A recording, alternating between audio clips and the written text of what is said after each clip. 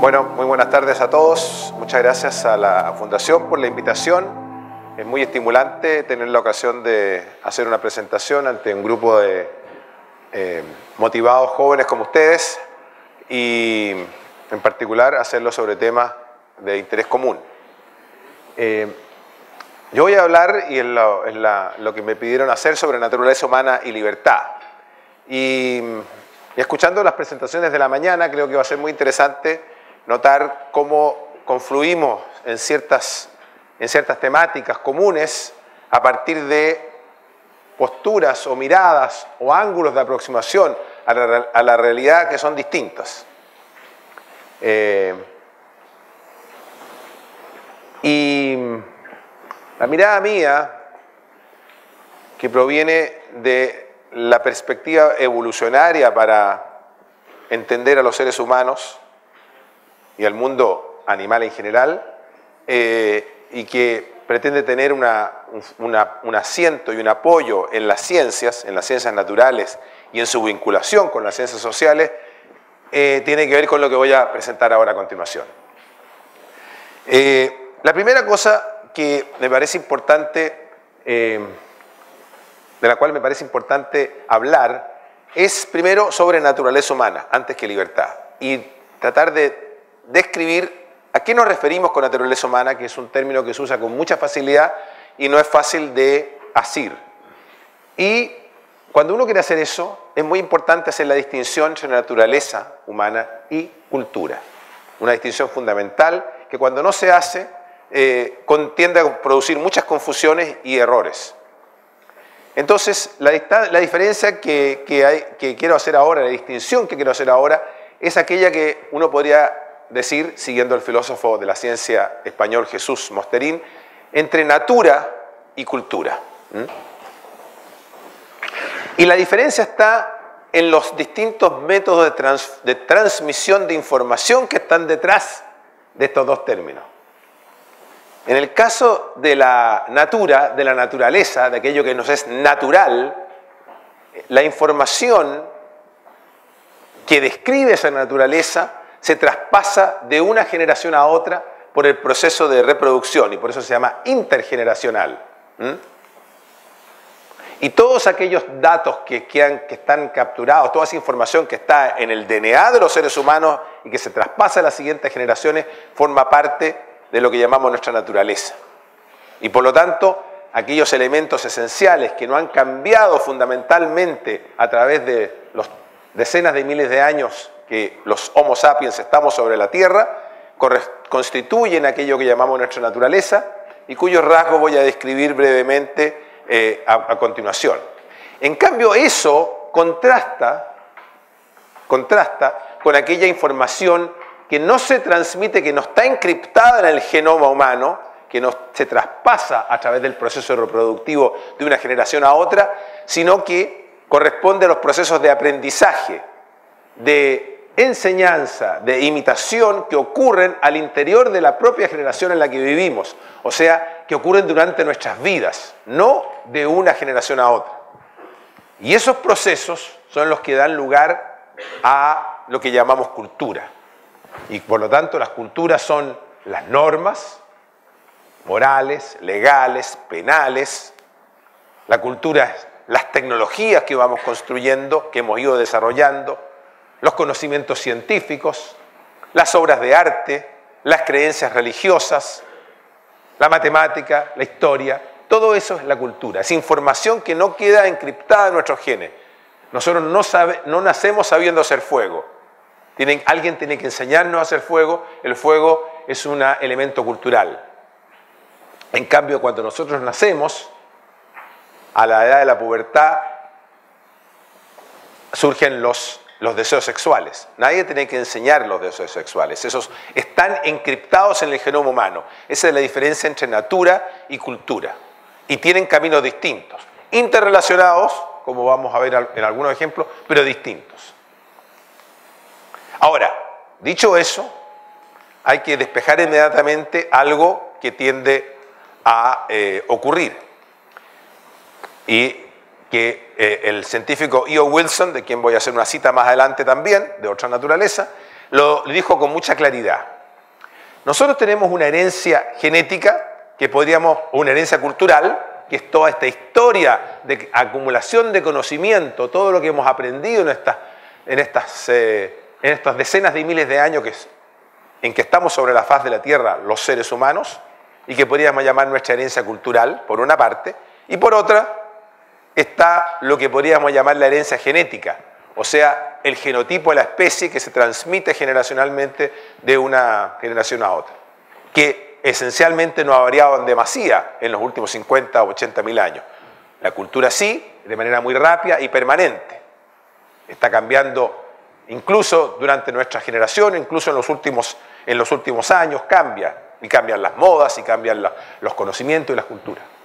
Si esas dos líneas representan la herencia cultural y la herencia genética, los seres humanos, en una metáfora que acuñó E.O. Wilson, seríamos el área de ese rectángulo. O sea, el cruce de todas esas cosas. El entrecruzamiento de las herramientas mentales que constituyen nuestra naturaleza humana, y las herramientas mentales están dadas por la arquitectura neuronal que se construyó en este proceso de evolución por selección natural, como voy a decir en un momento, que enfrenta a un entorno cultural que va cambiando y que está siendo modificado por nosotros mismos. No es lo mismo enfrentarse al entorno de la Edad Media que enfrentarnos al entorno de hoy día con los computadores, por ejemplo, y los teléfonos celulares. Y es un falso dilema que los seres humanos, que todo ocurra, que estemos determinados culturalmente o genéticamente. Ni una ni otra. Somos el encuentro de ambos elementos o ambas proveniencias. Pero la natura, o sea, la naturaleza humana, está moldeada por el proceso de selección natural. Porque esa es la mejor explicación científica que tenemos hasta ahora para entender cómo evolucionó la vida sobre la faz de la Tierra, desde hace 3.700 millones de años, cuando aparecieron los primeros organismos vivos, hasta la aparición de los sapiens hace 50, 100 o 150 mil años atrás. La evolución por selección natural corresponde a un proceso muy simple que lo voy a capturar en un par de frases. Los seres vivos se caracterizan por el DNA que forma parte de cada una de sus células. El ácido desoxirribonucleico que contiene la información para construir ese ser vivo. Y se va transmitiendo de una generación a otra porque ese DNA ya sea se reproduce por división celular o se reproduce de manera sexuada.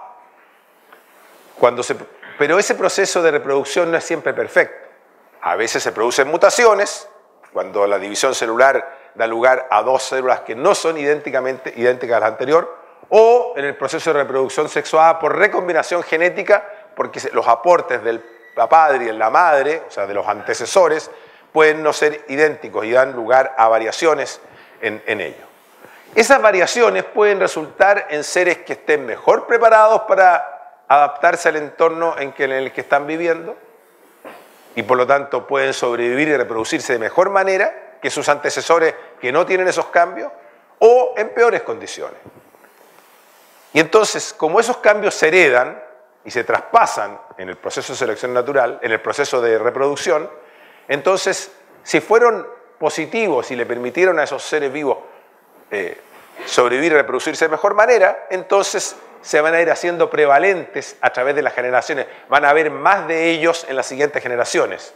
Y como no hay alimento, no hay energía suficiente para todos, porque el elemento de la escasez está presente siempre, entonces solo algunos van a poder subsistir de esa manera. O sea, si los seres humanos nos multiplicáramos de maneras indefinidas, no habría alimento sobre la Tierra y desaparecerían algunos. Bueno, entonces aquellas mutaciones que favorecen la sobrevivencia y la reproducción son aquellas que finalmente van dando lugar a nuevos organismos vivos o nuevas especies que van poblando la Tierra, y las otras van o desapareciendo o quedando reducidas o aisladas en lugares más pequeños. Y ese es el proceso de selección. O sea, por un lado hay una variación que es aleatoria, porque las mutaciones son aleatorias y las recombinaciones genéticas son aleatorias. Piensen ustedes que en una eyaculación humana hay hay 300 millones de espermios distintos que fecundan un huevo, entonces cuál es el que finalmente resulta el nuevo ser vivo es bastante aleatorio, esa recombinación genética es aleatoria, pero la selección no es aleatoria. La selección no es aleatoria en el sentido que solo selecciona a aquellos que le consiguen sobrevivir y reproducirse. Y a través del tiempo entonces da lugar al proceso que les indiqué. Entonces, ¿qué ocurre? Las características, los rasgos que tenemos los seres humanos fueron moldeados por este mismo proceso.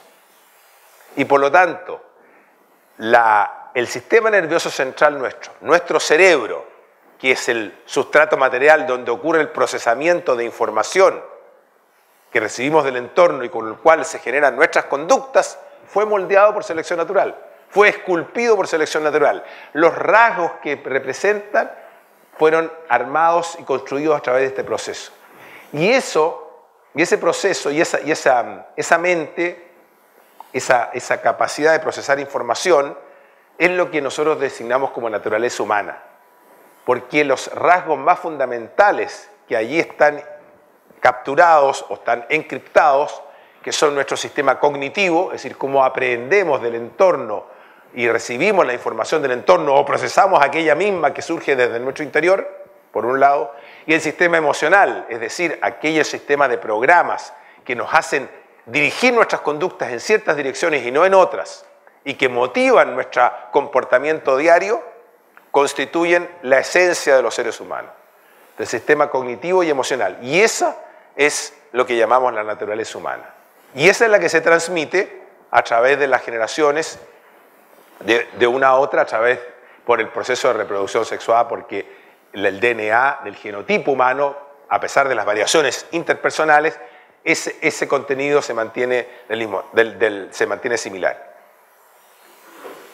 Y porque esos rasgos son nuestros rasgos humanos más característicos, es que somos capaces de entender una tragedia griega, porque las emociones que están ahí descritas nos hacen sentido, se conectan con las mismas emociones que nosotros tenemos y podemos comprender lo que está ocurriendo. Y podemos entender la historia también porque somos capaces de ponernos en el lugar de aquellos seres humanos que vivieron en otros tiempos, porque sus motivaciones y sus conductas están fundadas en una misma naturaleza, dado por un sistema cognitivo y emocional parecido, similar, idéntico al nuestro.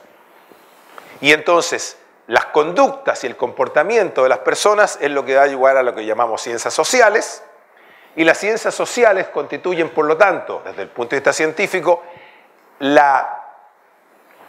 extraer las regularidades observables en las conductas humanas, aquello que es regular, que es recurrente, que podemos decir, este es el tipo de cosas que hacen los seres humanos, a pesar de la vastedad y multiplicidad de posibles comportamientos y conductas dados por los distintos contextos o coyunturas a los que las personas se puedan enfrentar.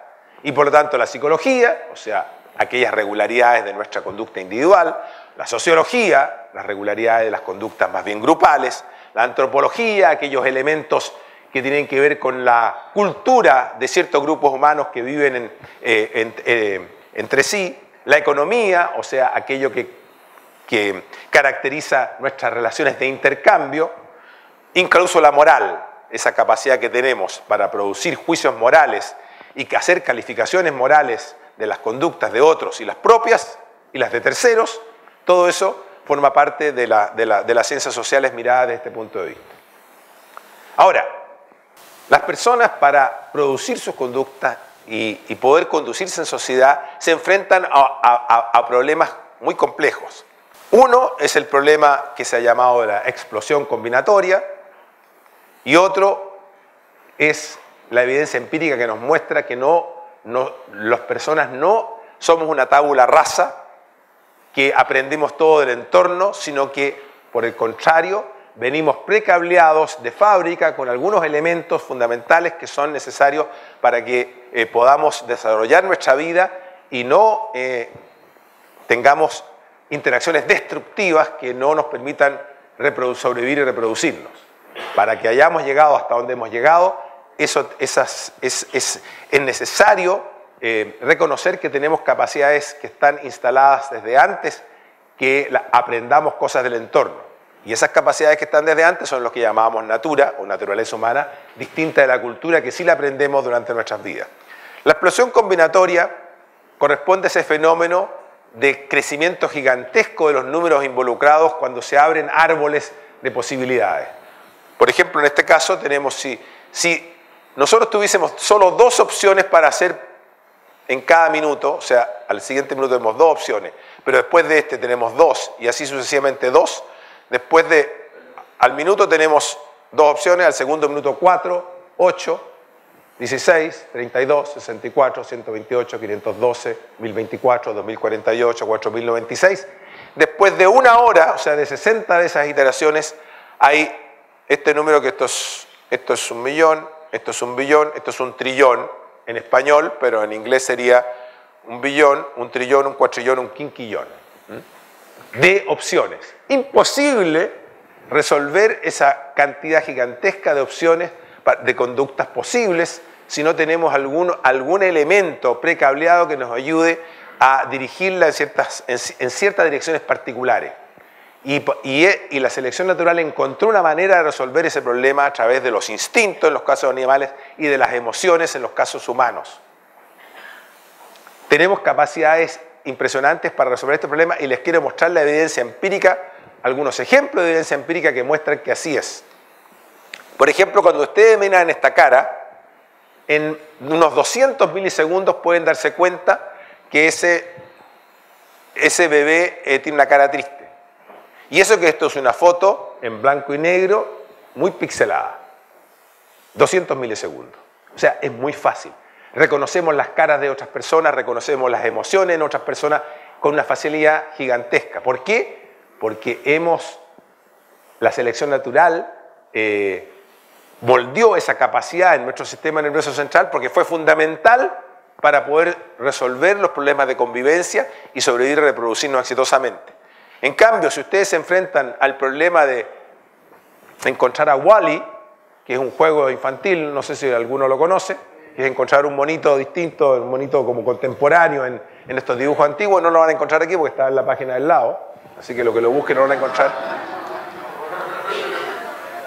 Pero el juego, uno se demora entre 100 y 1000 veces más en encontrarlo. O sea, entre 20 segundos y 3 minutos.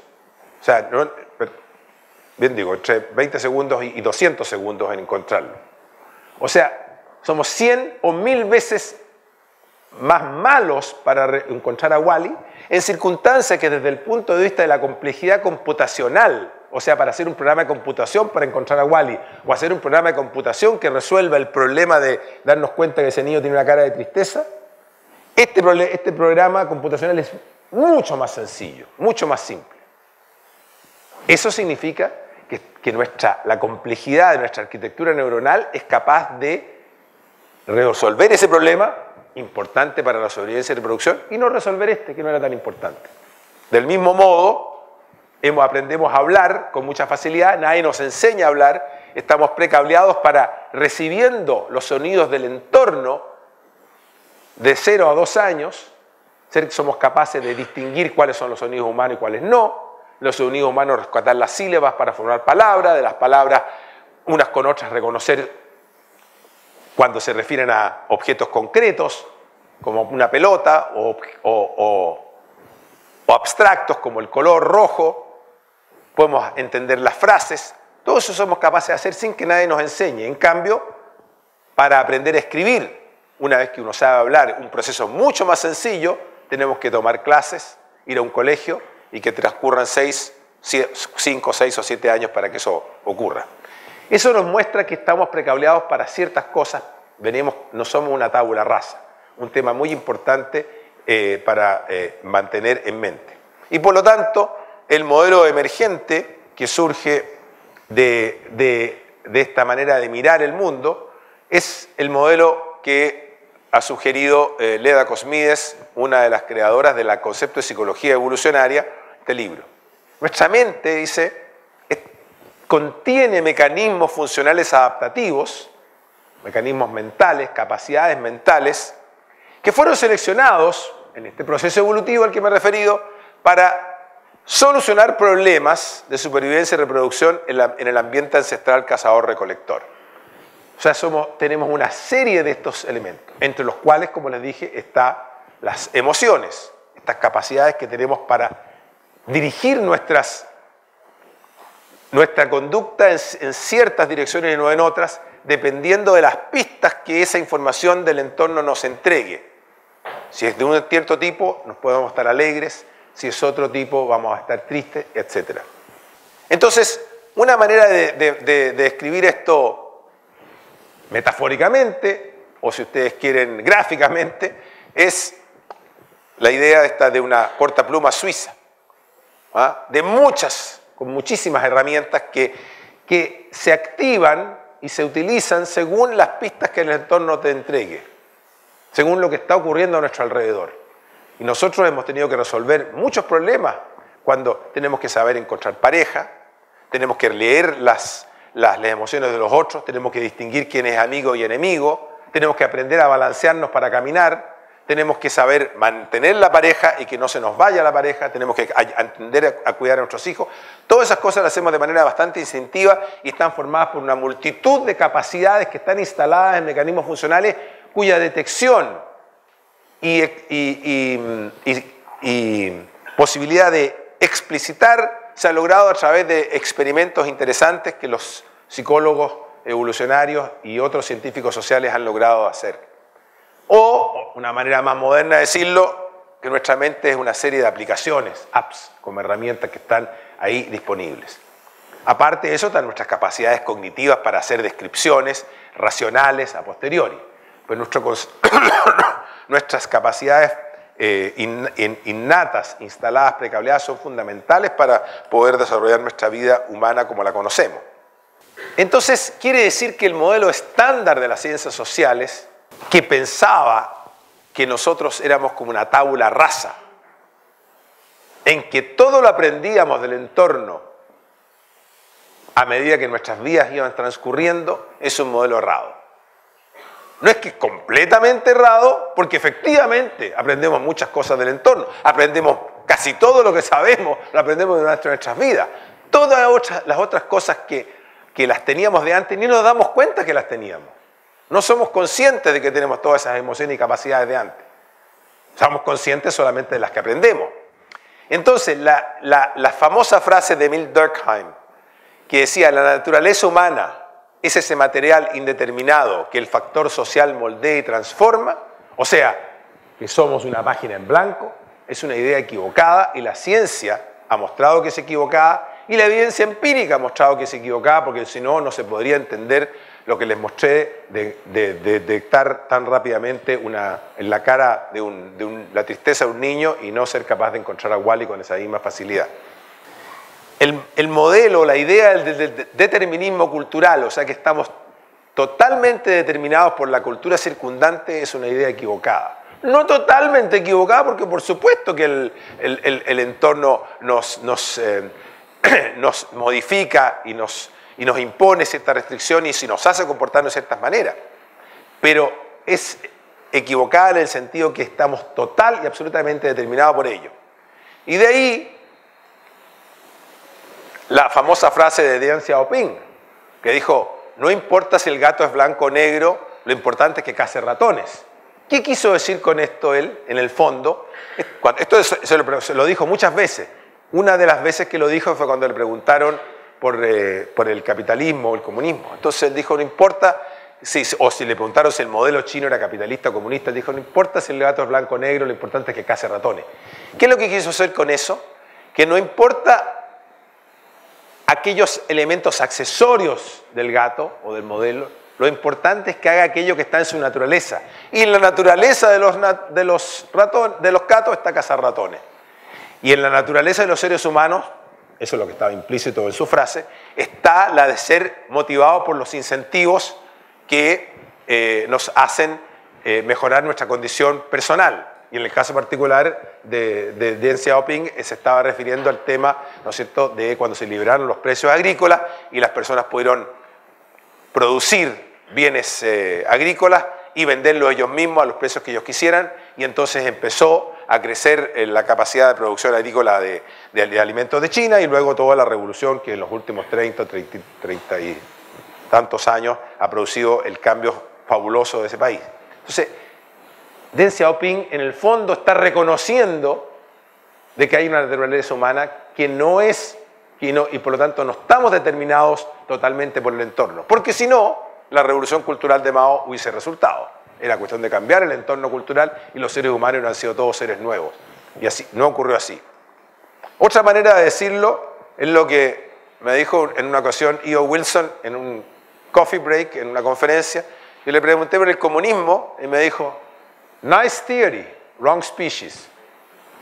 Linda teoría, pero los humanos son la especie equivocada para aplicarla. No funciona para los seres humanos. O sea, no basta con que uno tenga una idea de cómo organizar la sociedad si no da cuenta de cómo las personas son, cuáles son sus características, su naturaleza, de modo de poder diseñar reglas de convivencia que sean armónicas con la naturaleza y obtengan lo mejor de ella para su funcionamiento. Hacerlo de otra manera conduce a los fracasos que hemos conocido. Y entonces paso al tema de lo que he llamado los impulsores conductuales.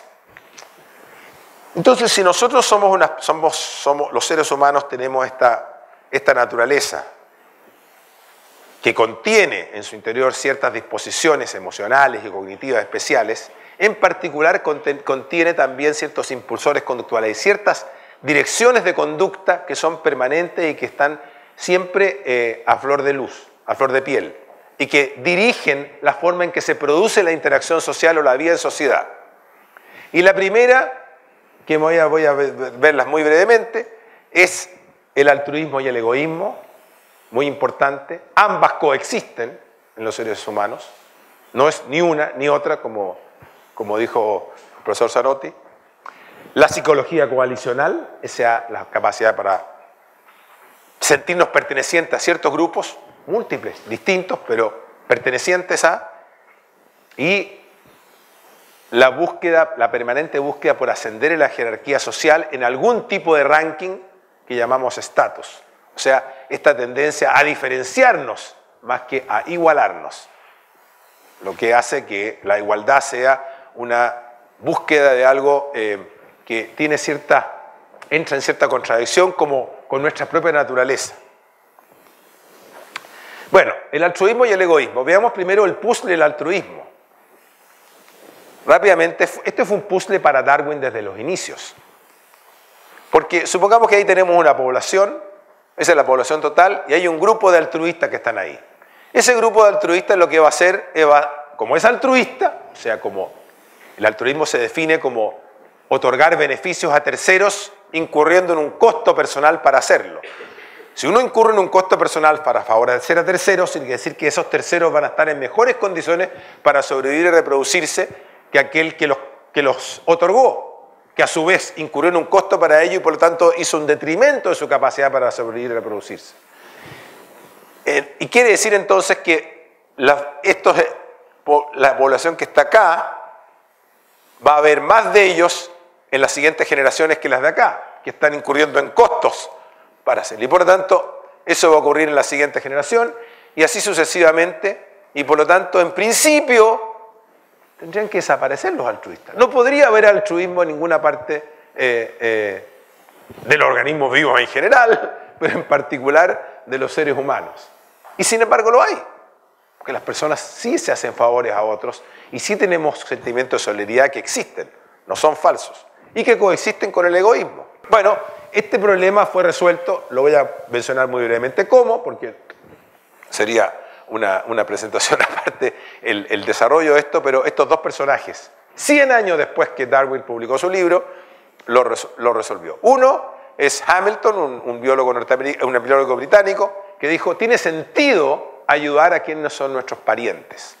O sea, un subgrupo de estos favores, si los hacemos a nuestros parientes, tiene mucho sentido. ¿Por qué? Porque los parientes comparten los genes. Entonces, si nos reproducimos nosotros o se reproducen nuestros parientes con genes similares a nosotros, desde el punto de vista de la evolución no hay gran cambio.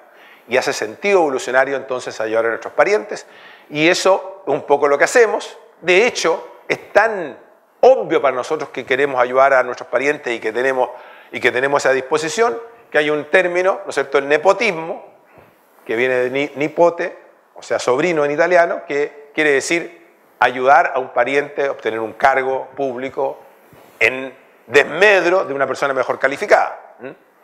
Pero Robert Trivers, más interesantemente,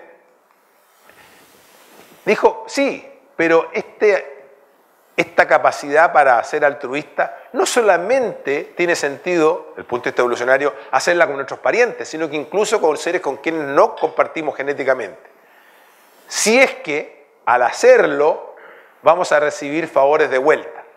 De tal manera que como resultado de esta entrega mutua de favores unos a otros, motivados emocionalmente, no necesariamente racionalmente, todos estemos mejor que si cada uno anduviera por su cuenta.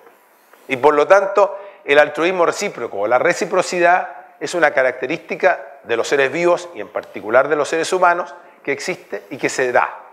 Y por lo tanto, entonces, el altruismo y el egoísmo se dan. El egoísmo por razones obvias. Todos necesitamos sobrevivir y reproducirnos y queremos que nos vaya mejor a cada uno de nosotros. Pero, a su vez, tenemos esta disposición altruista con el resto que lubrica y permite la vida social. La vida social original, en clanes, en grupos pequeños, y complejiza la vida en sociedades más anónimas y grandes como las de ahora. Este tema fue capturado muy bien por Adam Smith, ¿no es cierto?, en las famosas citas que siempre se hacen, el tema del egoísmo, en la famosa cita que uno podría indicar que está el corazón de la mano invisible, no es de la benevolencia del panadero, del cervecero, del carnicero, de donde obtendremos nuestra cena, sino de su preocupación por sus propios intereses. O sea, el hecho de que cada uno compita para que le vaya mejor, permite que haya más pan, cerveza o carne para más personas a mejores precios.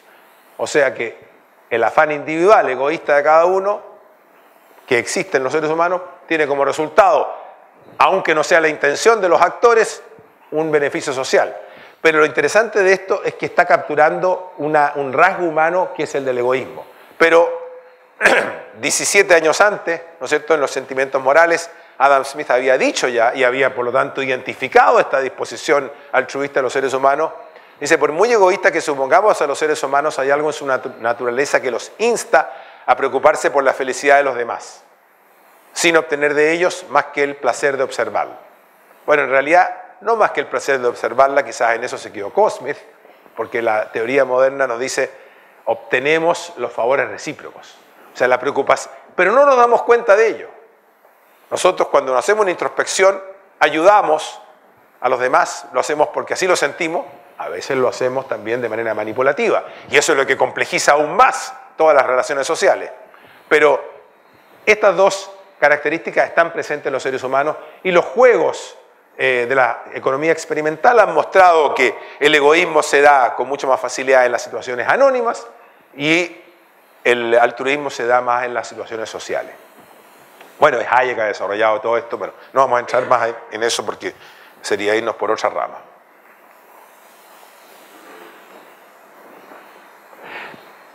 El otro impulsor conductual o driver de nuestras conductas es la psicología coalicional.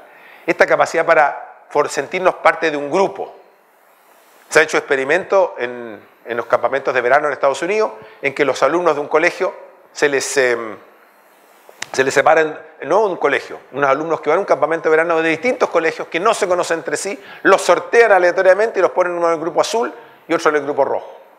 Y esa misma noche comienzan, ¿no es cierto?, los del grupo azul a complotar para quitarle las cosas al grupo rojo o impedir que logren las metas que les propuso el monitor, etc. O sea, sin que se conozcan, sin que haya otro señal de pertenencia más que el haberles dicho que pertenecen al azul o al rojo, sin que haya ningún lazo de amistad o de vida anterior entre ellos, se produce una unión tan cercana que los hace complotar unos con otros, lo que muestra que esta es una capacidad que está instalada de manera prácticamente precableada en nuestra naturaleza.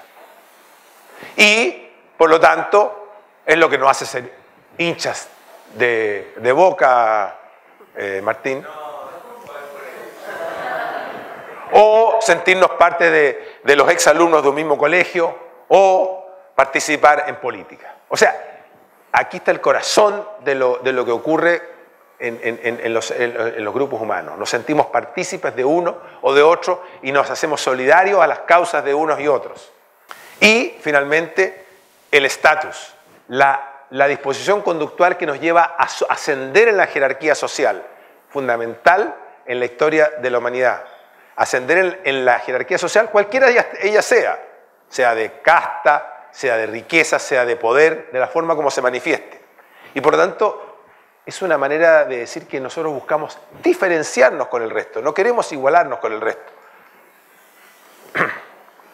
Y fíjense ustedes lo que ocurre, el primer ministro hace un gesto de deferencia a la reina cuando la saluda.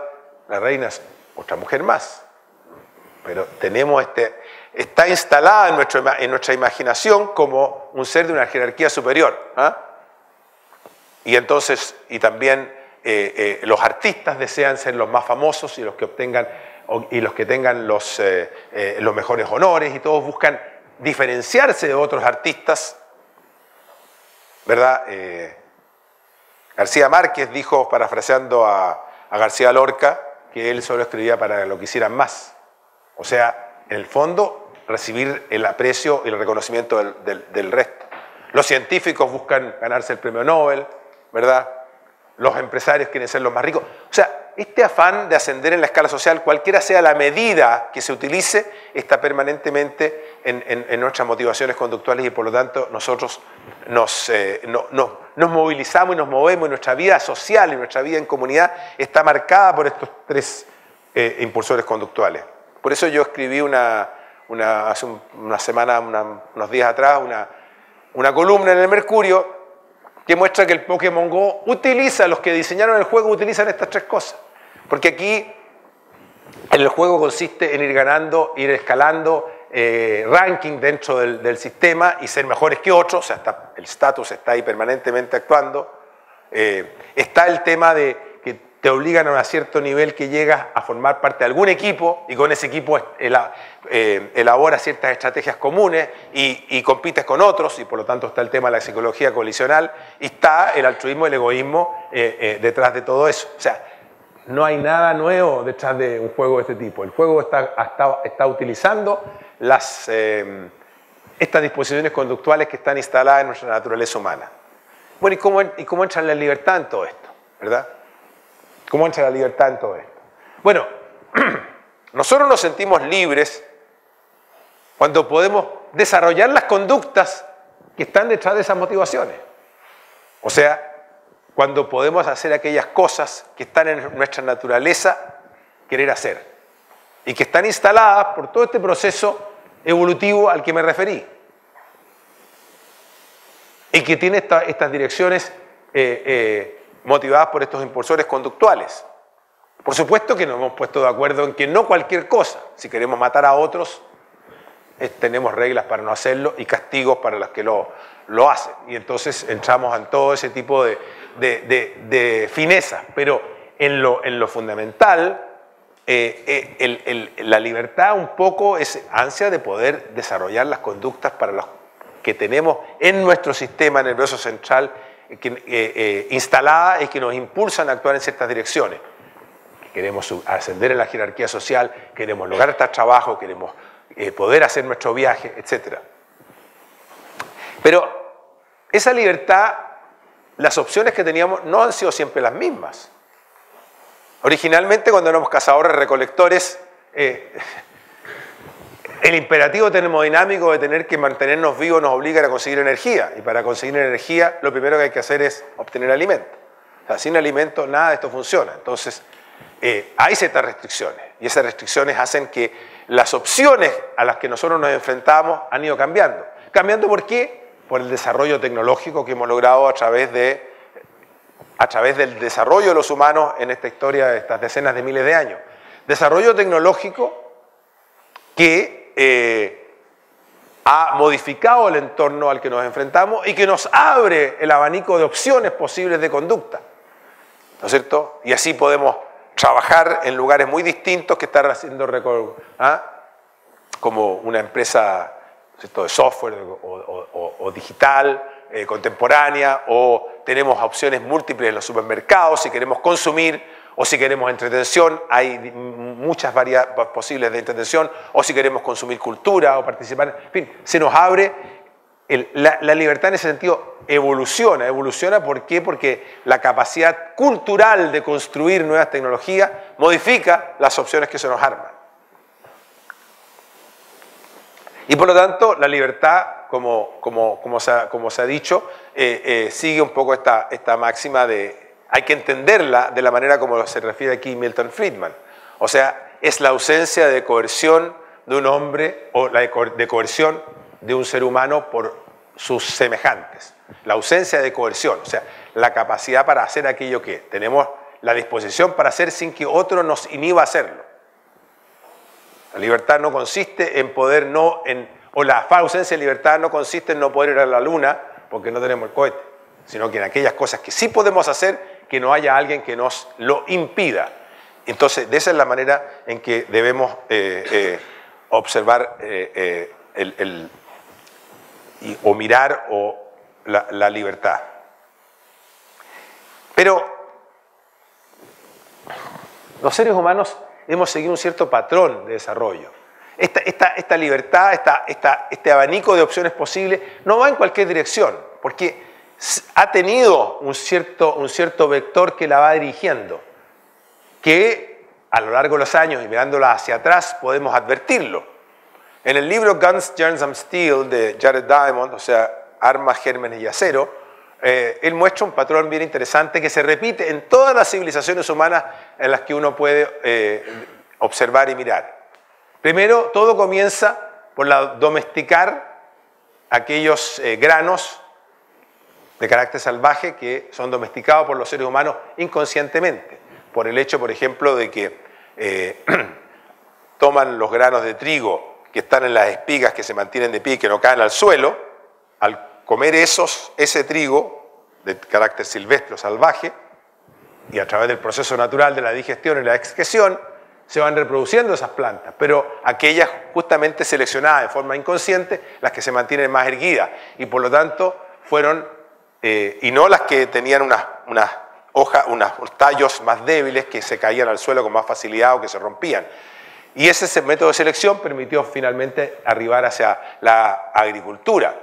Y en China, en el Oriente Medio, y posteriormente también en Mesoamérica y en Indoamérica y en Nueva Guinea, en todos esos lugares donde aparecieron civilizaciones siempre comenzaron de esa manera.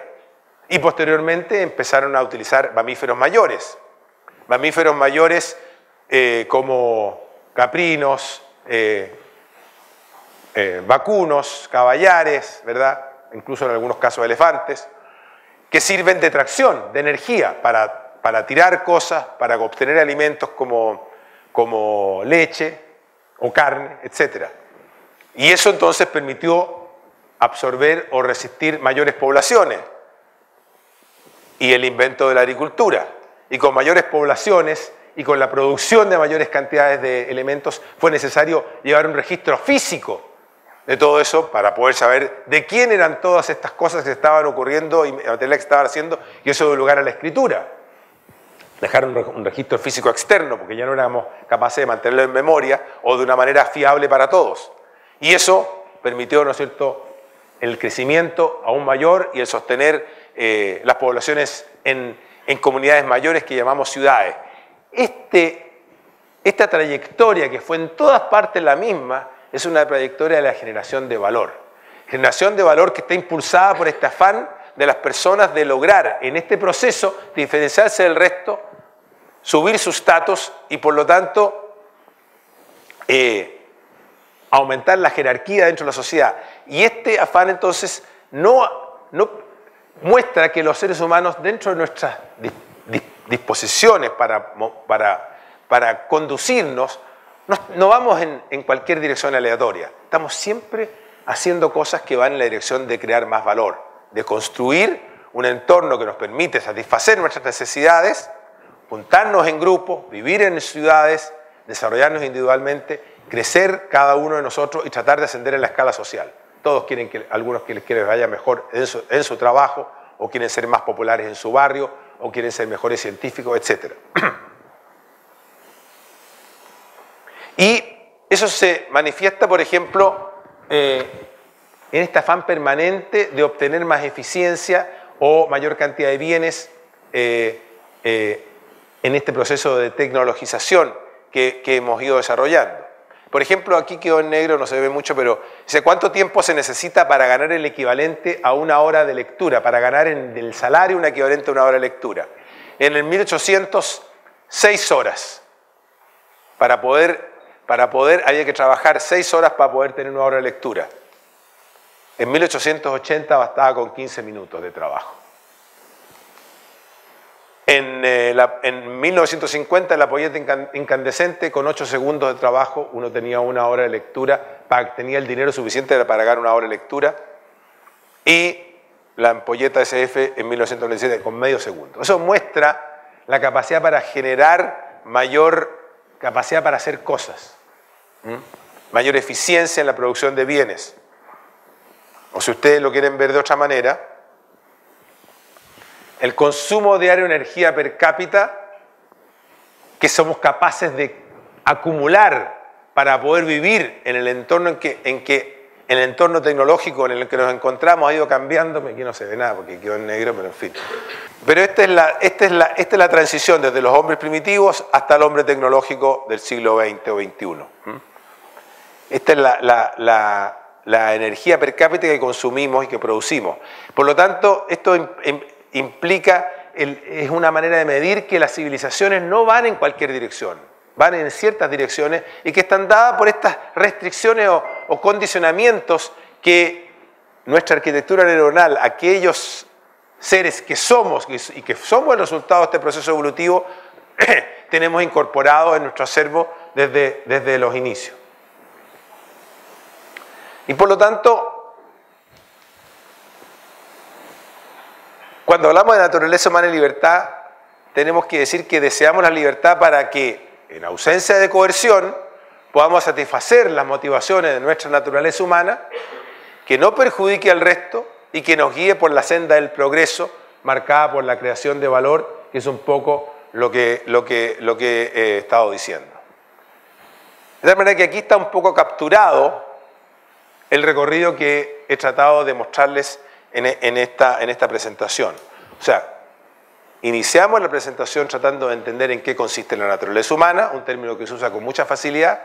Traté de mostrar que la ciencia tiene una manera de definir la naturaleza humana hoy día, que la perspectiva evolucionaria nos ayuda a comprenderlo de mejor forma, que esa naturaleza está fundamentalmente constituida por los sistemas cognitivos y emocionales que todos poseemos, que esos sistemas cognitivos y emocionales forman parte de nuestro patrimonio como especie, que están encriptados en nuestro genotipo, con los cuales venimos precableados desde que nacemos, y que los elementos culturales que aprendemos a lo largo de nuestras vidas, que son las creaciones que hemos ido haciendo a través de la civilización, son elementos externos, pero que no están encriptados en nuestro genoma y que nos han servido para recorrer un camino de creación de valor y de vida en condiciones cada vez más complejas, que están alimentadas a su vez por estos impulsores conductuales que forman parte también de los elementos de la naturaleza humana, como nuestra disposición egoísta y altruista que coexisten, como es la disposición a la psicología coalicional, que está en la base de muchas de las cosas que ocurren hoy en día. Los conflictos del Medio Oriente, por ejemplo, entre sunitas y chiitas, es un ejemplo perfecto de la psicología coalicional y cómo se reacomodan las potencias en torno a los distintos grupos, a las distintas situaciones que eso produce, y muestra que las personas son capaces de cambiarse de grupo al que pertenecen, así como los jugadores de fútbol, que cuando son vendidos a un nuevo club, se incorporan al club y forman parte de él, y no tienen ningún problema en sentirse de esa manera. Bueno, algunos que tienen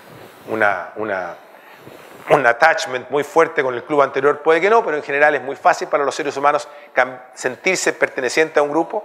Y por supuesto este afán de ascender en la jerarquía social, que ha sido un poco el combustible que ha alimentado y que nos ha transformado en seres trabajólicos.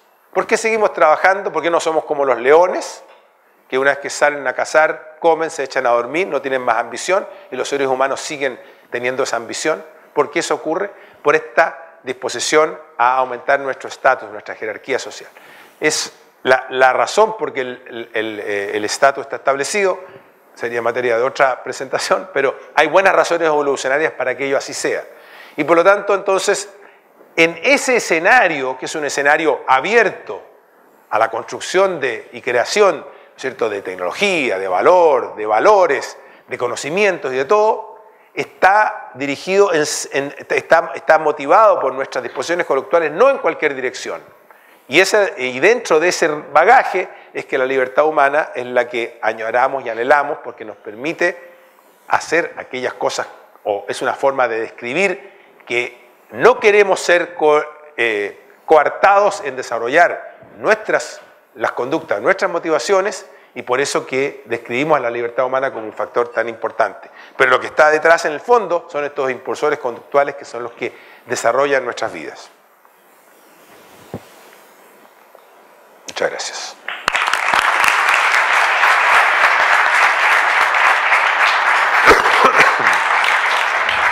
Bien.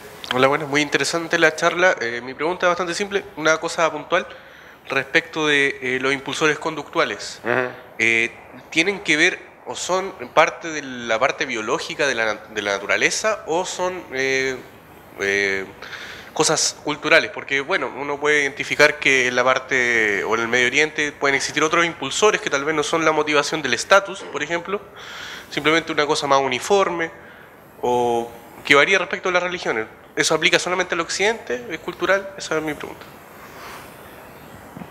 No, yo creo que es válido para todas las personas, de todas las culturas y de todas las razas. Ahora, los seres humanos somos suficientemente variables individualmente, de tal manera que uno puede encontrar contraejemplos contra cualquier cosa, contra cualquier generalización estadística que uno quiera hacer, ¿eh? Obviamente, pero en general estos impulsores conductuales o drivers de conducta son universales, ¿eh? Son universales y en todas partes uno observa, o sea, yo no conozco trabajadores, por ejemplo, que le pidan descender en la escala.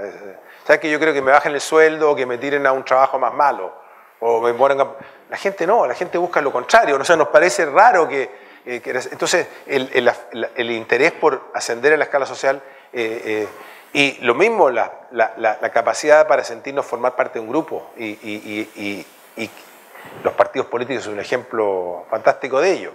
El altruismo y el egoísmo lo mismo. Fíjate que, por ejemplo, un campesino puede ser muy altruista con nosotros cuando vamos de vacaciones en el campo y tenemos un problema con nuestro coche y nos invita a su casa y nos ofrece té, en fin, y nosotros decimos, este señor ni me conoce y me está siendo tan gentil conmigo, y sin embargo puede ser muy competitivo y egoísta cuando va el fin de semana a vender sus productos al mercado.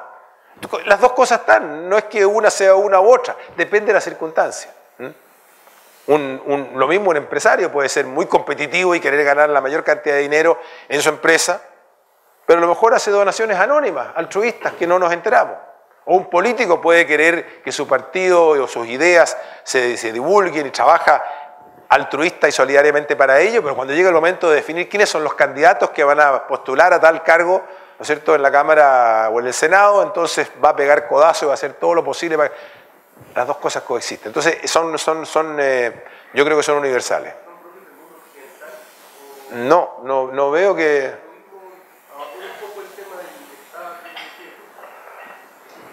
Es posible que algunas personas hagan un esfuerzo particular en esa dirección, pero si uno mira a la sociedad en general, ocurren las mismas cosas.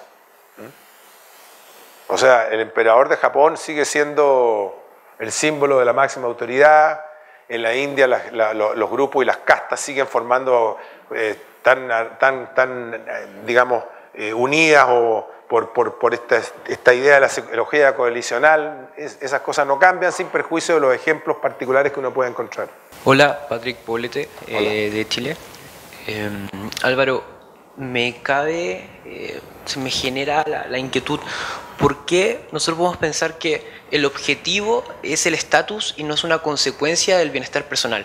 Tal como lo exponías con las citas de Adam Smith. Da para pensar que la sociedad, que la cultura reconoce el estatus a medida que uno como individuo es más efectivo en la persecución del bienestar, porque todos como individuos personales podríamos perseguir el bienestar propio. Entonces, ¿qué es lo que nos dice que es el estatus, el objetivo y no la consecuencia de que el objetivo sea el bienestar personal? Hay varias pistas que lo sugieren, ¿eh? Por ejemplo,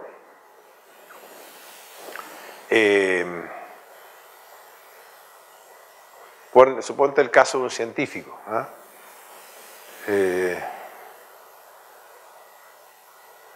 Los científicos están siempre tratando de producir más papers que sean más citados permanentemente para recibir el reconocimiento de su entorno. Lo mismo pasa con los artistas, lo mismo pasa con los empresarios. O sea, no cambia el hecho de haber alcanzado un cierto nivel para luego sentarse y quedarse sin hacer nada.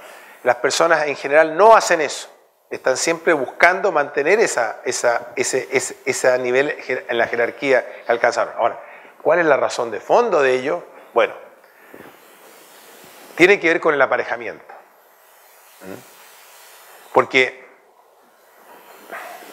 Pero quizás lo podemos conversar después, porque eso, para poder desarrollarlo bien y que se entienda, tendría que gastarme unos 10 minutos en ello, y no sé si vale la pena. Pero tiene que ver con la forma de aparejarse los seres humanos.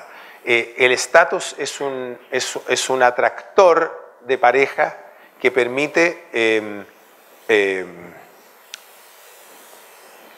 que le permite a los individuos tener acceso de ambos sexos a mejores parejas.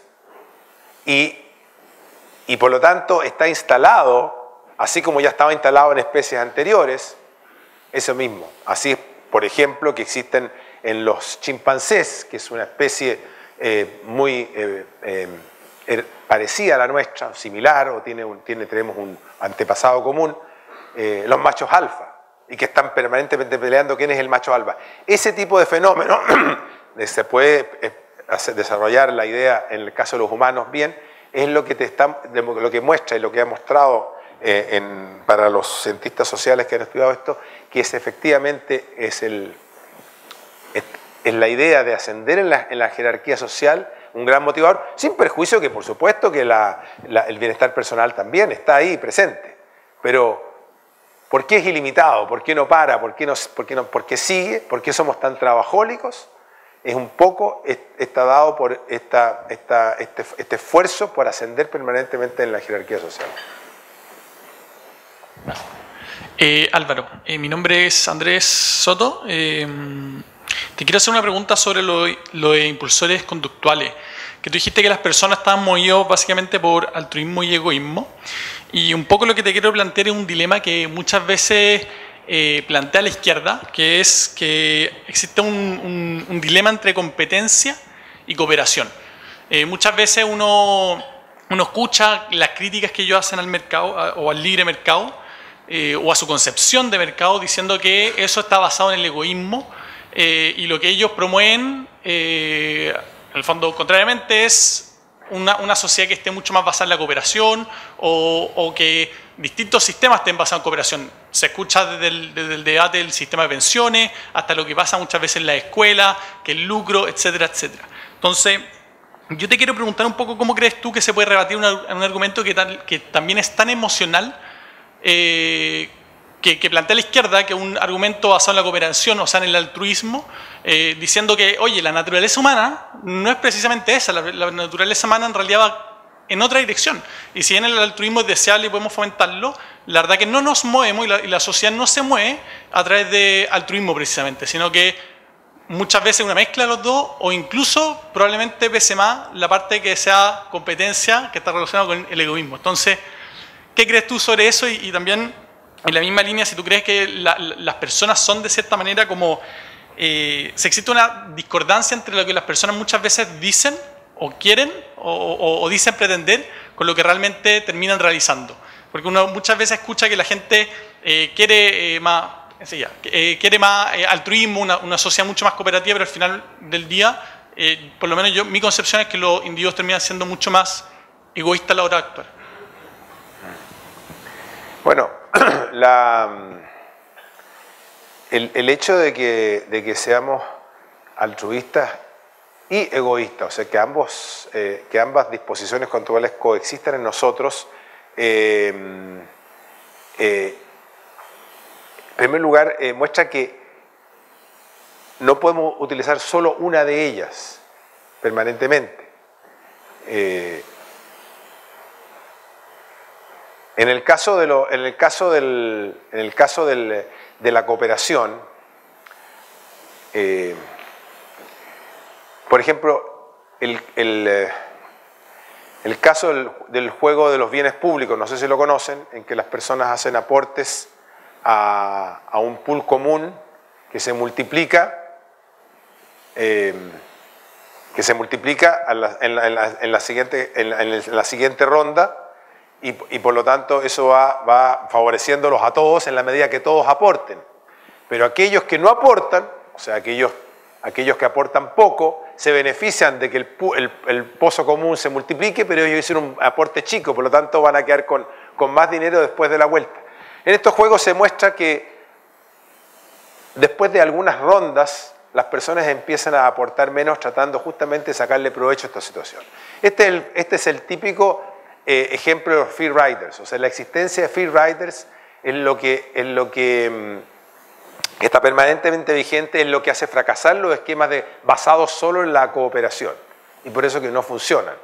Y entonces, y como eso forma parte de la naturaleza humana, el sacar provecho coyuntural a una situación particular y la disposición de colaboración no es permanente ni en todas las circunstancias, es que uno tiene que diseñar las reglas del juego o las instituciones con las cuales quiere producir la interacción social, la vida en comunidad, de maneras en que se aprovechen ambas situaciones.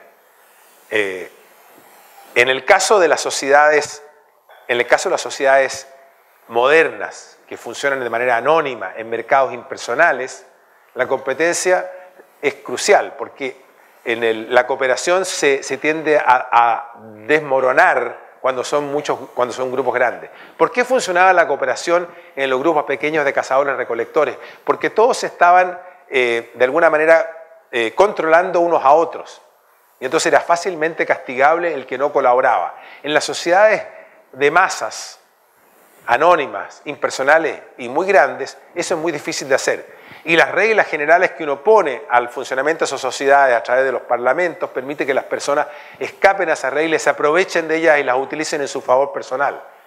Entonces, el sistema no funciona cuando uno lo desarrolla de esa manera. Esa es la razón por la cual pensar en construir una sociedad de pura cooperación no funciona. Esa es la razón por la cual Deng Xiaoping liberalizó los precios de la agricultura y suspendió las granjas colectivas. Es la razón por la... En fin, lo vemos permanentemente. De tal manera que la construcción de una sociedad basada en la sola cooperación, que no es lo que los seres humanos realizan de manera espontánea en grupos grandes, es un error. Es un error porque las personas no son así. Y si tú las quieres forzar a ser así, tienes que gastar mucha energía en hacerlo y las personas finalmente no realizan aquello que es lo que se pensaba. Entonces, el problema en el fondo es creer que no hay una naturaleza humana, o sea que uno puede modificar a los individuos, y por eso que en la izquierda antigua hablaba del hombre nuevo, o sea, aquel personaje que había sido modificado por el entorno cultural, por estas reglas, y se transformaba en un cooperador permanente, ¿no? Pero eso no es así, y la historia ha demostrado que efectivamente estos rasgos que las ciencias sociales evolucionarias están logrando desentrañar a través de experimentos que los validan, es la manera apropiada de entender cómo somos.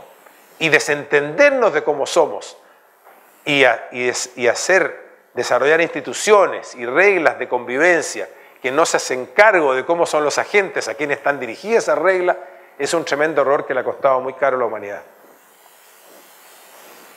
Álvaro, tenemos algunas conductas cableadas, como tú dices.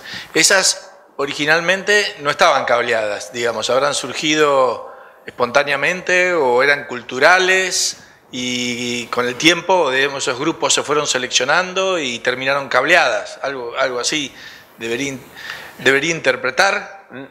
No, yo creo que cuando uno habla de conductas que están precableadas, o sea, cuando uno habla son básicamente los sistemas emocionales, estas disposiciones conductuales que yo hablé, que también están dirigidas por sentimientos, por emociones, casi instintivas. Estas están instaladas y en parte venían de las especies antecesoras a las nuestras, algunas de ellas. Y por lo tanto, cuando uno habla de precableadas es porque son transmitidas a través del proceso reproductivo, a través del genotipo humano, y están encriptadas en nuestros genes. O sea, no son producto de una costumbre, por así decirlo, ni el resultado de una actividad cultural continuada, porque las actividades culturales son culturales, o sea, son esencialmente modificables y cambiables. O sea, no hay paso de lo externo, llamamos al interno, no. Hay un paso, pero ese paso el que estamos ahora estudiando si conviene o no hacer, que es el paso de modificar nuestros genes, artificialmente. Ese es el paso, ese es el único paso para hacerlo en la dirección contraria. Bueno, entonces me voy pesimista, digamos, porque te preguntaba esto, porque tú sabes que Hayek dice que el problema que enfrentamos es que venimos cableados con una mentalidad de tribu de siglos, ¿no es cierto? Y ahora estamos en una sociedad abierta y esta mente no... Entonces mi esperanza era que varios siglos de sociedad abierta tal vez nos cableaban algo de la sociedad abierta adentro, pero ahora me dices que no. Bueno, por eso que Hayek dijo que teníamos que aprender a vivir como en dos mundos. ¿Ah? Él se da cuenta que ese era un dilema inevitable en la condición humana, que por un lado tendíamos a vivir con los sentimientos de ayudar al prójimo, que era lo que habíamos aprendido en los clanes, y por otro lado vivíamos en el orden, ¿no es cierto?, extendido, en el cual la competencia era lo que generaba el valor y permitía la prosperidad de las sociedades, y si aplicábamos ese egoísmo, esa competitividad e individualidad a nuestros clanes, destruíamos el tejido social, y al revés, si ocupábamos esa colaboración y tratábamos de incorporarla al orden extendido, destruíamos esa capacidad para generar riqueza como con la eficiencia con que lo hace, y por lo tanto este era un dilema como casi un poco insoluble. Y en cierto sentido es la razón o el corazón, creo yo, de todas nuestras grandes discusiones políticas. Ahí está el corazón de nuestros problemas. ¿Cómo resolver este intríngulo entre altruismo y egoísmo que está permanentemente enfrentado en nuestro interior? Ahora, bueno, perdón, no quiero copar esto, pero... por ejemplo, un jugador de tenis practica el saque y hace 10.000 veces el saque y ya después tiene una rutina cableada adentro por el cual ya no piensa más cuando lo hace, directamente lo hace y le sale mucho mejor que a vos o a mí. Sí. Algo de eso, quiere decir que en cierta forma lo cableó. Sí, pero no se lo traspasó al hijo. Es verdad. Ese es el problema. Qué lástima. Bueno. Ahora voy a preguntar yo, perdón. Sí. Entonces, en esta misma línea, la palabra adaptativa, ¿cómo entra en todo esto? Pensando incluso en los animales y en los seres humanos. No, la adaptación lo que está sugiriendo es que en este proceso de variación, cuando se producen estas variaciones en los genes que dan lugar a seres o a organismos que tienen características levemente distintas de los que no tienen esta variación, si esas variaciones le permiten sobrevivir y reproducirse mejor y hacerse más prevalente y que esa población de seres, como quien dice, se expanda y desplace a las anteriores, lo que uno describe ese fenómeno como diciendo que ese nuevo grupo se adaptó mejor a ese nicho. O al revés, A ver, lo hablábamos a la hora del almuerzo. Cuando cayó un meteorito en la península de Yucatán hace 67 millones de años y alteró el clima de la Tierra ¿no es cierto?, por la gran cantidad de polvo que rodeó toda la atmósfera y que produjo un cambio, bueno, ese cambio fue tan grande que los dinosaurios no pudieron adaptarse a él, en el sentido de que disminuyó la cantidad de alimento, los árboles no eran tan grandes o no crecieron de la forma que eran y ellos tenían que alimentarse de grandes cantidades de hojas, pero su biología no les permitía hacer otra cosa que lo que estaban haciendo hasta ese minuto. Y como no pudieron alimentarse, a lo largo de un proceso de unos 100.000 años terminaron desapareciendo. No se adaptaron. Es confusa la palabra de adaptarse. O sea, finalmente. Es confusa si uno piensa que uno se adapta como se adapta mi cuerpo o la plasticina a una silla, o yo a sentarme en una silla. No, la adaptación se refiere a este proceso, la adaptación biológica, se refiere a este proceso de selección, de retención de ciertos rasgos que están encriptados en los genes y que se acomodan mejor al entorno en el que esos seres viven porque pueden sobrevivir y reproducirse mejor a las condiciones a las que enfrentan. Pero ese es el concepto de adaptación biológica, digamos, dirigido a ese punto particular. Yo quería desarrollar un poco lo que Martín estaba diciendo, que se basa en el primer capítulo, en realidad, de La fatal arrogancia de Hayek, donde él describe estos dos como instintos o en fin, orientaciones. Pero Hayek dice una cosa más que es más complicada y que tal vez nos ilumina en algunos aspectos. Dice que la valoración del bien y del mal, de lo que está bien y lo que está mal, se desarrolla en el entorno familiar que tiene los valores tribales, por decirlo así, como valores esenciales. Y es por eso que tendemos a tener una especie de repulsa moral por las reglas del intercambio del orden extendido.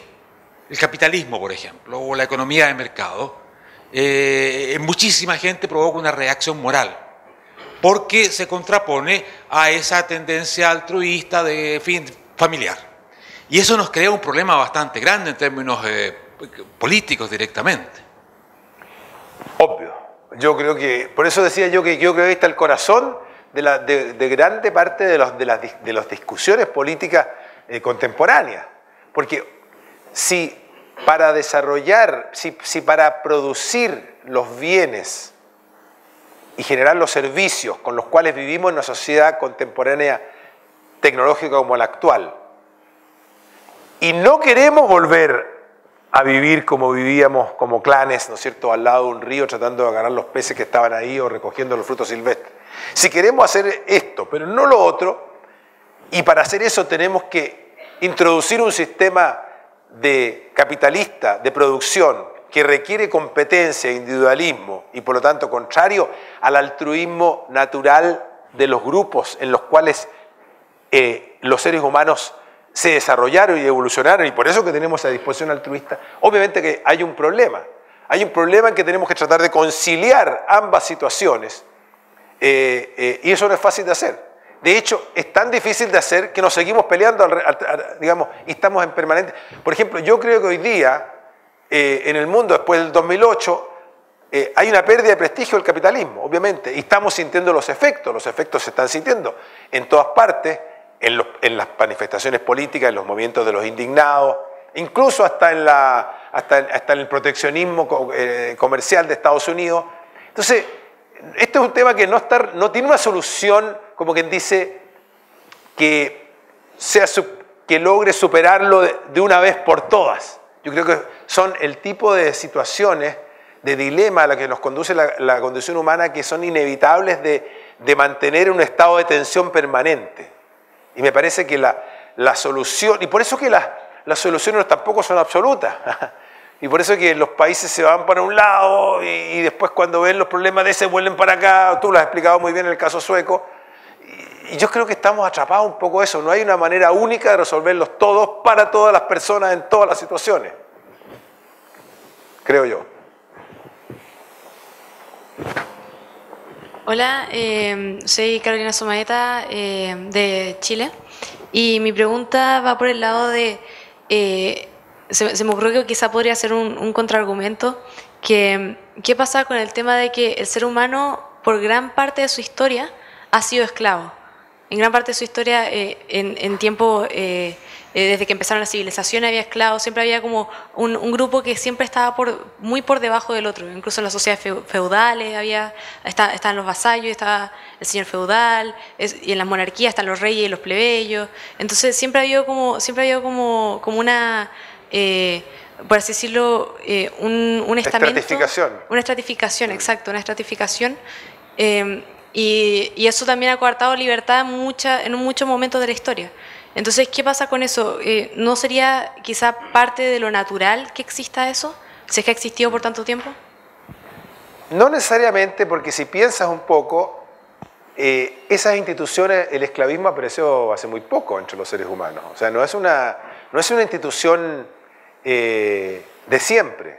Los clanes originalmente vivían en grupos pequeños, en bandas de 30, 50, hasta 150 personas, pero no con esclavos entre ellos, sino que eran grupos que estaban familiarmente ligados, probablemente unos con otros, y que se funcionaban, digamos, colaborándose. Algunos salían a cazar en conjunto y otros recolectaban alimentos. Entonces, no había esa jerarquización. Lo que sí muestra lo que tú acabas de decir es lo que yo estaba tratando de indicar, que esta disposición jerárquica está permanentemente establecida, es parte de nuestra disposición natural. Entonces, cuando las sociedades empezaron a crecer, incluso antes, en los clanes ya había algunos que eran más jefes o que sabían más y que se destacaban y que los otros les reconocían.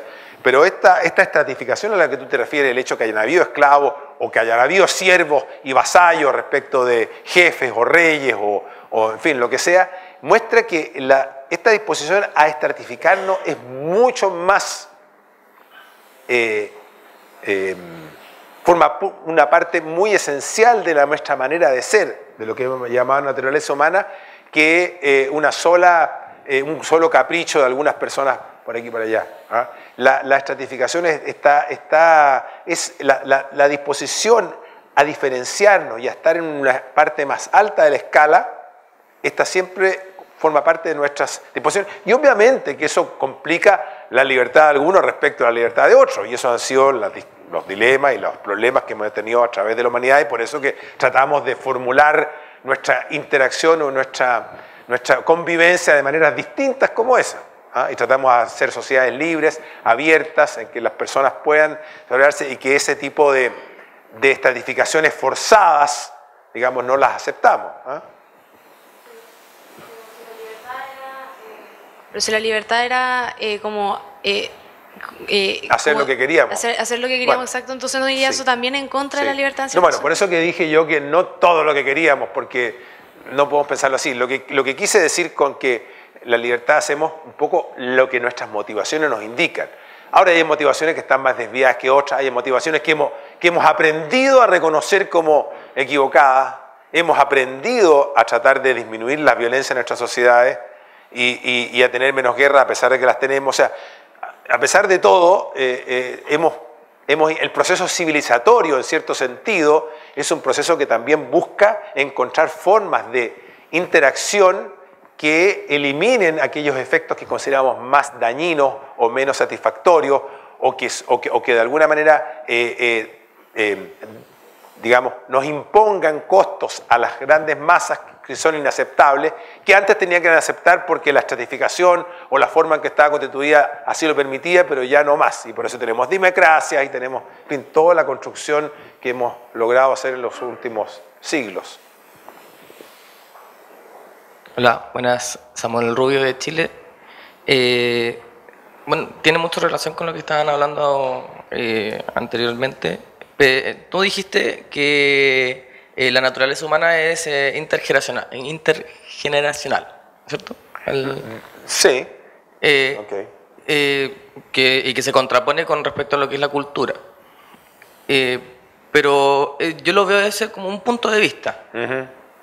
Trato siempre de cuestionarme un poco y ponerme en otro punto de vista para ver el por qué entonces la cultura no puede ser intergeneracional y verla como una forma evolutiva también. Porque, en cierto modo, de lo que estaban hablando anteriormente, pasamos desde una cultura de clanes, como estabas diciendo, pasando por la esclavitud, pasando incluso ahora que estamos hoy mismo dentro de lo que es el concepto libertad, que es más complejo que los anteriores, se podría decir. Sí. ¿Se podría tomar como...? A ver, quiero aclararte. Lo que pasa es que cuando yo dije intergeneracional, para referirme a la naturaleza, no es que la naturaleza humana sea intergeneracional, sino que el proceso de transmisión de información intergeneracional dado por la reproducción, que transmite las características genéticas de los individuos a las siguientes generaciones, eso lo que transmite, lo que se está transmitiendo es lo que llamamos naturaleza de los organismos vivos, en particular naturaleza humana. En las culturas, en cambio, uno es capaz de aprenderlas no porque las recibió genéticamente, sino que las aprendió en nuestras vidas. Eso no significa que las culturas no se transmitan de una generación a otra. Eso puede ocurrir. De hecho, tenemos acumulada un montón de cultura, de información que seguimos manteniendo. Y nos impresionan la literatura de hace 5 siglos y las obras de Shakespeare, en fin. No hay una contradicción una con otra. ¿Ah? No sé si se entiende. Lo que es importante distinguir es que la cultura uno la aprende durante su vida y en ese sentido es intrageneracional. Sin perjuicio que mi hijo puede aprender la misma cultura mía, o una nueva, o ambas, o una combinación de las dos. ¿Ah?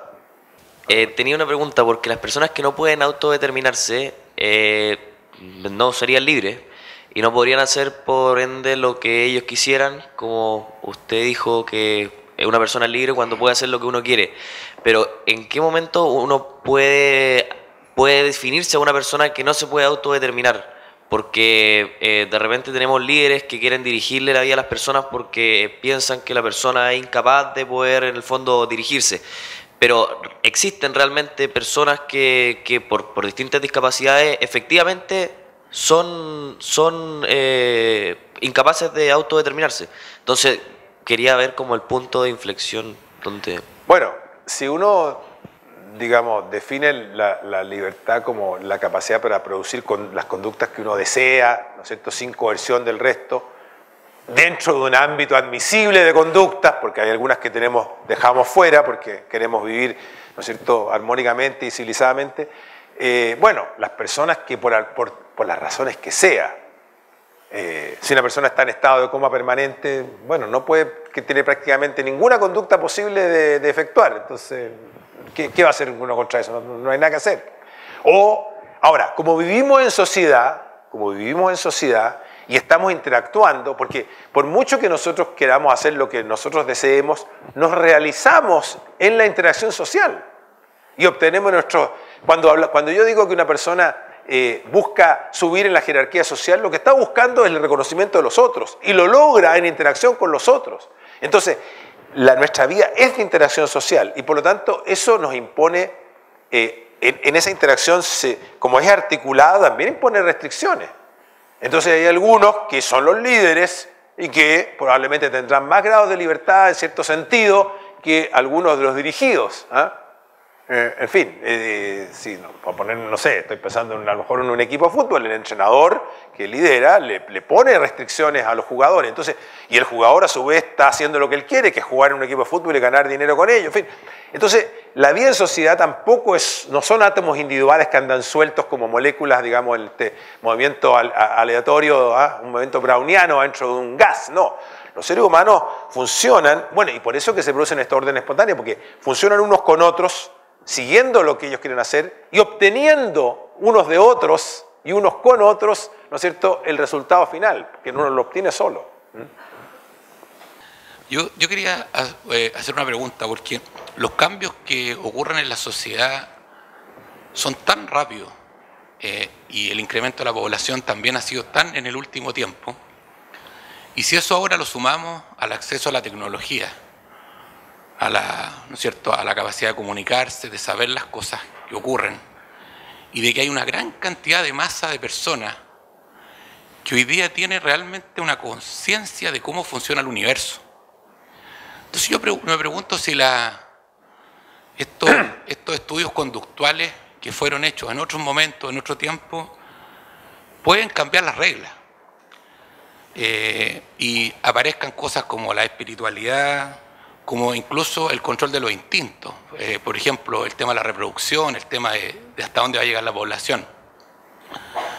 No estaremos cerca de algunos fenómenos que cambian, por ejemplo, la forma de la política. Y no me refiero a, no sé, ni a 1000 años, me refiero a 100 años a lo mejor. ¿Hay teoría al respecto? O sea,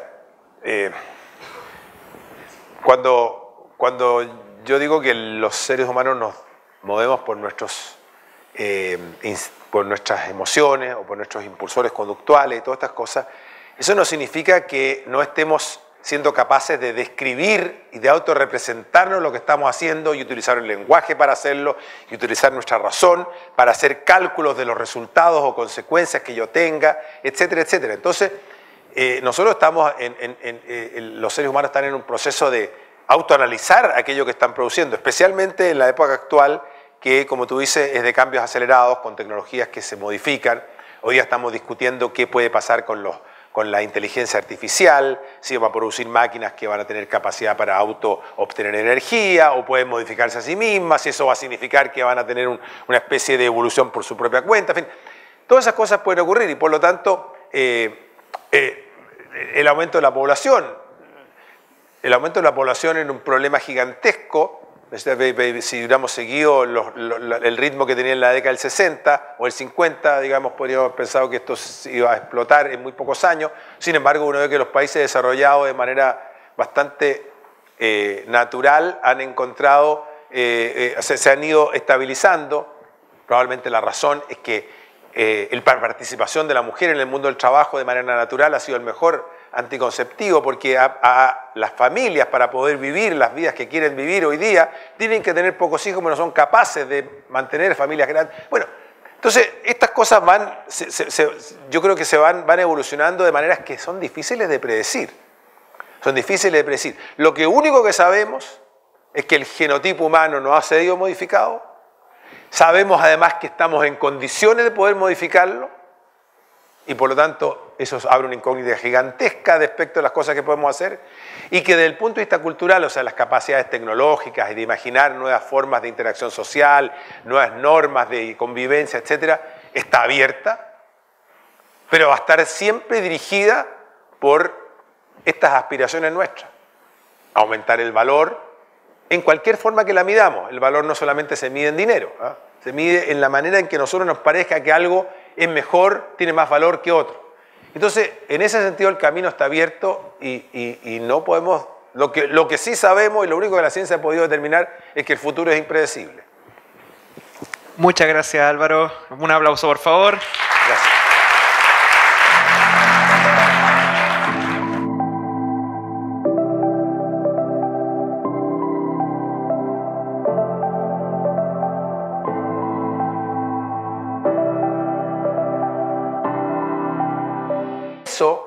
Y ese proceso y esa mente, esa capacidad de procesar información, es lo que nosotros designamos como naturaleza humana.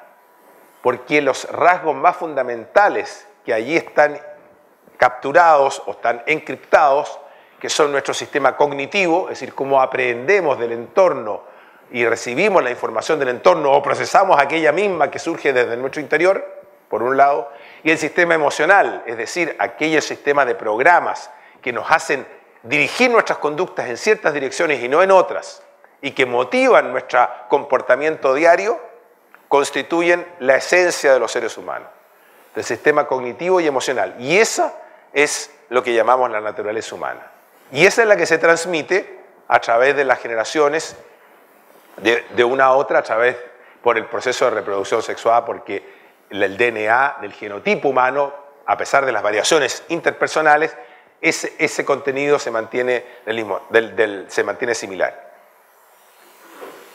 Y porque esos rasgos son nuestros rasgos humanos más característicos, es que somos capaces de entender una tragedia griega, porque las emociones que están ahí descritas nos hacen sentido, se conectan con las mismas emociones que nosotros tenemos y podemos comprender lo que está ocurriendo. Y podemos entender la historia también porque somos capaces de ponernos en el lugar de aquellos seres humanos que vivieron en otros tiempos, porque sus motivaciones y sus conductas están fundadas en una misma naturaleza, dado por un sistema cognitivo y emocional parecido, similar, idéntico al nuestro. Y entonces, las conductas y el comportamiento de las personas es lo que da lugar a lo que llamamos ciencias sociales, y las ciencias sociales constituyen, por lo tanto, desde el punto de vista científico, extraer las regularidades observables en las conductas humanas, aquello que es regular, que es recurrente, que podemos decir, este es el tipo de cosas que hacen los seres humanos, a pesar de la vastedad y multiplicidad de posibles comportamientos y conductas dados por los distintos contextos o coyunturas a los que las personas se puedan enfrentar. Y por lo tanto la psicología, o sea, aquellas regularidades de nuestra conducta individual, la sociología, las regularidades de las conductas más bien grupales, la antropología, aquellos elementos que tienen que ver con la cultura de ciertos grupos humanos que viven entre sí, la economía, o sea, aquello que caracteriza nuestras relaciones de intercambio, incluso la moral, esa capacidad que tenemos, combinación genética, porque los aportes del padre y de la madre, o sea, de los antecesores, pueden no ser idénticos y dan lugar a variaciones en ello. Esas variaciones pueden resultar en seres que estén mejor preparados para adaptarse al entorno en el que están viviendo y por lo tanto pueden sobrevivir y reproducirse de mejor manera que sus antecesores que no tienen esos cambios o en peores condiciones. Y entonces, como esos cambios se heredan y se traspasan en el proceso de selección natural, en el proceso de reproducción, entonces, si fueron positivos y le permitieron a esos seres vivos sobrevivir y reproducirse de mejor manera, entonces se van a ir haciendo prevalentes a través de las generaciones. Van a haber más de ellos en las siguientes generaciones. Y como no hay alimento, no hay energía suficiente para todos, porque el elemento de la escasez está presente siempre, entonces solo algunos van a poder subsistir de esa manera. O sea, si los seres humanos nos multiplicáramos de maneras indefinidas, no habría alimentos sobre la Tierra y desaparecerían algunos. Bueno, entonces aquellas mutaciones que favorecen la sobrevivencia y la reproducción son aquellas que finalmente van dando lugar a nuevos organismos vivos o nuevas especies que van poblando la Tierra, y las otras van o desapareciendo o quedando reducidas o aisladas en lugares más pequeños. Y ese es el proceso de selección. O sea, por un lado hay una variación que es aleatoria, porque las mutaciones son aleatorias y las recombinaciones genéticas son aleatorias. Piensen ustedes que en una eyaculación humana hay 300 millones de espermios distintos que fecundan un huevo. Entonces, ¿cuál es el que finalmente resulta el nuevo ser vivo? Es bastante aleatorio, esa recombinación genética es aleatoria, pero la selección no es aleatoria. La selección no es aleatoria en el sentido que solo selecciona a aquellos que le consiguen sobrevivir y reproducirse. Y a través del tiempo entonces da lugar al proceso que les indiqué. Entonces, ¿qué ocurre? Las características, los rasgos que tenemos los seres humanos fueron moldeados por este mismo proceso. Y por lo tanto, el sistema nervioso central nuestro cerebro, que es el sustrato material donde ocurre el procesamiento de información que recibimos del entorno y con el cual se generan nuestras conductas, fue moldeado por selección natural, fue esculpido por selección natural. Los rasgos que representan fueron armados y construidos a través de este proceso. Y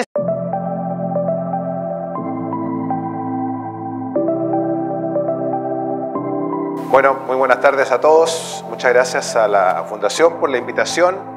Es muy estimulante tener la ocasión de hacer una presentación ante un grupo de motivados jóvenes como ustedes y en particular hacerlo sobre temas de interés común. Yo voy a hablar, y es lo que me pidieron hacer, sobre naturaleza humana y libertad. Y escuchando las presentaciones de la mañana, creo que va a ser muy interesante notar cómo confluimos en ciertas temáticas comunes a partir de posturas o miradas o ángulos de aproximación a la realidad que son distintas. Y la mirada mía, que proviene de la perspectiva evolucionaria para entender a los seres humanos y al mundo animal en general, y que pretende tener un asiento y un apoyo en las ciencias naturales y en su vinculación con las ciencias sociales, tiene que ver con lo que voy a presentar ahora a continuación. La primera cosa que me parece importante, de la cual me parece importante hablar, es primero sobre naturaleza humana, antes que libertad, y tratar de describir a qué nos referimos con naturaleza humana, que es un término que se usa con mucha facilidad y no es fácil de asir. Y cuando uno quiere hacer eso, es muy importante hacer la distinción entre naturaleza humana y cultura. Una distinción fundamental que cuando no se hace, tiende a producir muchas confusiones y errores. Entonces, la diferencia que quiero hacer ahora, la distinción que quiero hacer ahora, es aquella que uno podría decir, siguiendo el filósofo de la ciencia español Jesús Mosterín, entre natura y cultura. Y la diferencia está en los distintos métodos de transmisión de información que están detrás de estos dos términos. En el caso de la natura, de la naturaleza, de aquello que nos es natural, la información que describe esa naturaleza se traspasa de una generación a otra por el proceso de reproducción, y por eso se llama intergeneracional.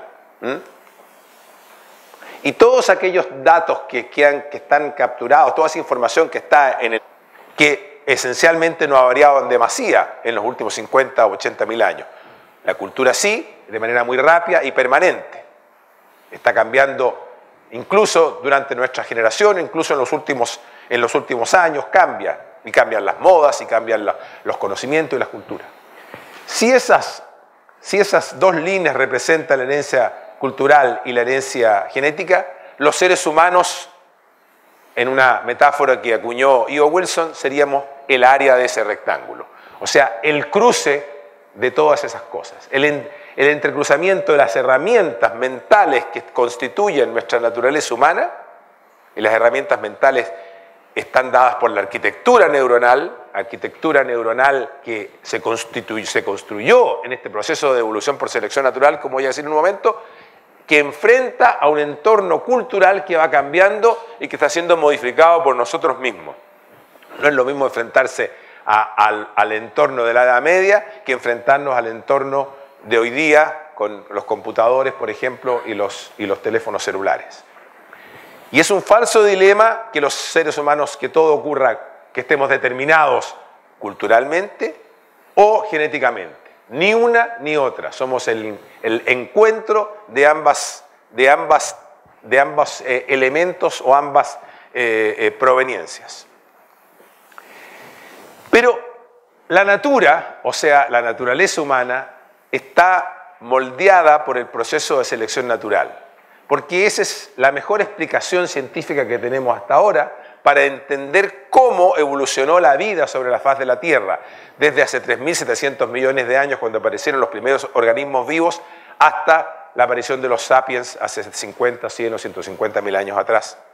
La evolución por selección natural corresponde a un proceso muy simple que lo voy a capturar en un par de frases. Los seres vivos se caracterizan por el DNA que forma parte de cada una de sus células. El ácido desoxirribonucleico que contiene la información para construir ese ser vivo.